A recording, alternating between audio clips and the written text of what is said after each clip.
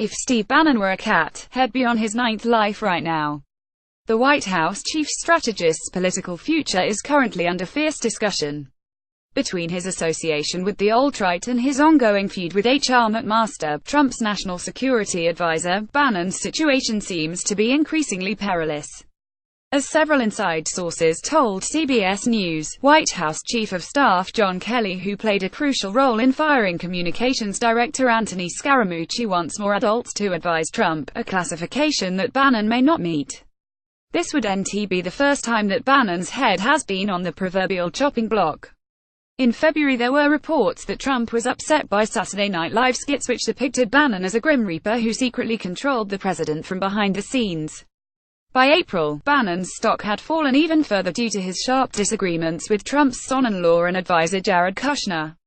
Because Kushner is more ideologically moderate and Bannon is more extreme, that feud had the potential to reshape the ideological thrust of the White House, although ultimately Bannon and Kushner were able to resolve matters. That same month, however, Bannon was removed from a post given to him on the National Security Council.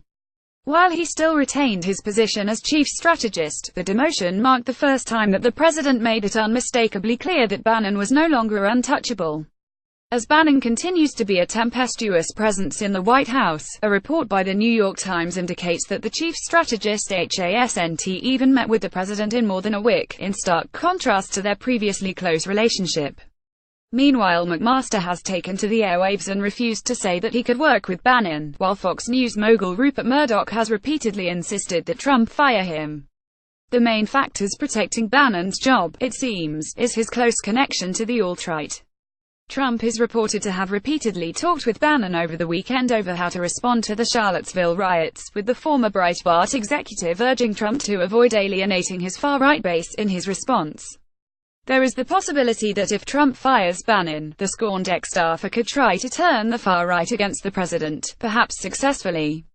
Then again, Trump also can't risk the rest of America coming around to the view penned in the conservative journal National Review by David French. There's a good reason that white nationalists rejoice at Steve Bannon's proximity to power.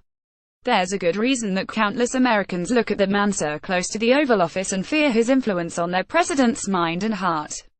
How can Trump look the American people in the face and say that he unequivocally condemns the alt-right when one of the men who did more than anyone else to enhance its influence works down the hall?